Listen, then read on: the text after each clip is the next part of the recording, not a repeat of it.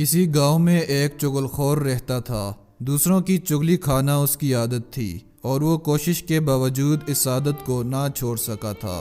اسی عادت کی وجہ سے اسے اپنے ملازمت سے بھی ہاتھ دھونا پڑا۔ کچھ دن وہ اپنی جمع پونجی پر گزر بسر کرتا رہا۔ پھر جب نوبت فاقوں تک آ گئی تو اس نے گاؤں کو چھوڑ کر کہیں اور قسمت آزمائی کرنے کا فیصلہ کیا۔ وہ تھوڑا سا ضروری سامان ساتھ لے کر سفر پر روانہ ہو گیا اور چلتے چلتے ایک اور گاؤں میں پہنچا۔ یہ گاؤں اس کے لیے نیا تھا اور اسے وہاں کوئی نہیں جانتا تھا۔ وہ ایک کسان کے پاس گیا اور اس سے ملازمت کی درخواست کی۔ کسان اکیلا تھا اور اسے ملازم کی ضرورت تھی۔ چغل خور اتفاق سے کھیتی باڑی کا سارا کام جانتا تھا، اس لیے کسان اسے اپنے پاس ملازم رکھنے کو تیار ہو گیا۔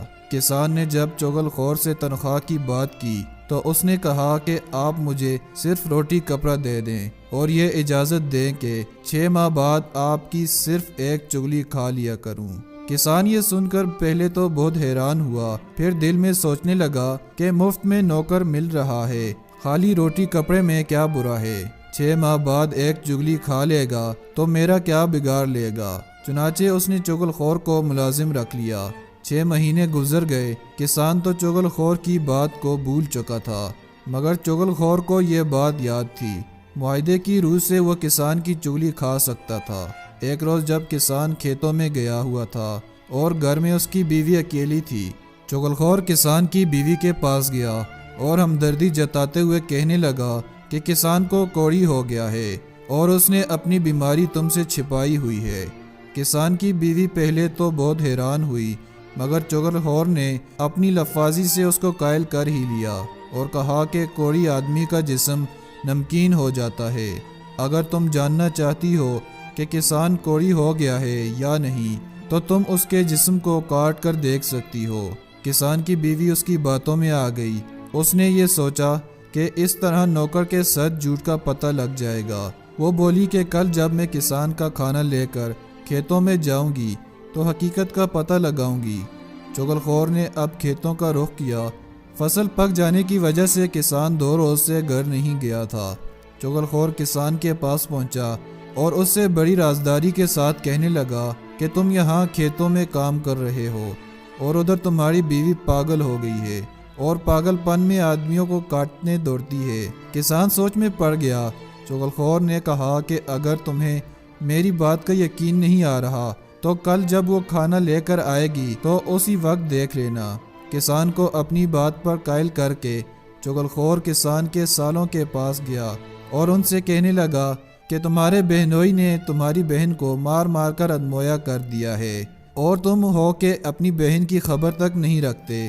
کسان کے سالوں نے جب اس کی بات کا یقین نہیں کیا تو چغل خور کہنے لگا کہ اگر تم یہ سمجھتے ہو کہ میں جھوٹ بول رہا ہوں تو کل دوپہر کو جب تمہاری بہن کھانا لے کر کھیتوں میں جائے گی تو اس وقت تم خود دیکھ لینا کہ کسان تمہاری بہن کو کس طرح مارتا ہے۔ کسان کے سالے چغل خور کی باتوں میں آ گئے اور کہنے لگے کہ اچھا، کل ہم کھیت میں چھپ کر سب کچھ اپنی آنکھوں سے دیکھیں گے۔ چغل خور ان سے رخصت ہو کر کسان کے بھائیوں کے پاس گیا اور ان سے کہنے لگا کہ تمہارے بھائی کے سالے ہر چوتھے روز آ کر اسے مارتے پیٹتے ہیں اور تم ہو کہ اپنے بھائی کی مدد کو نہیں آتے۔ انہوں نے چغل خور کی بات پر شک کیا تو وہ کہنے لگا کہ اگر تمہیں میری بات کا یقین نہیں آ رہا تو کل دوپہر کو کھیتوں میں آ کر اپنے آنکھوں سے دیکھ لینا کہ کسان کے سالے اسے کیسے مارتے ہیں۔ کسان کے بھائی بھی اس کی باتوں میں آ گئے۔ ہم بھی دیکھتے ہیں کہ وہ ہمارے بھائی کو کیسے ہاتھ لگاتے ہیں۔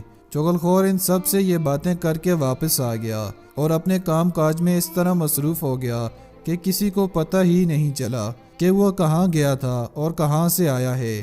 اگلے روز کسان کی بیوی کھانا لے کر کھیتوں میں گئی۔ کسان اس کے قریب ہونے سے ڈر رہا تھا اور وہ کسان کے قریب ہونے کی کوشش کر رہی تھی تاکہ اس کے جسم کو کاٹ کر دیکھ سکے کہ نمکین ہے یا نہیں۔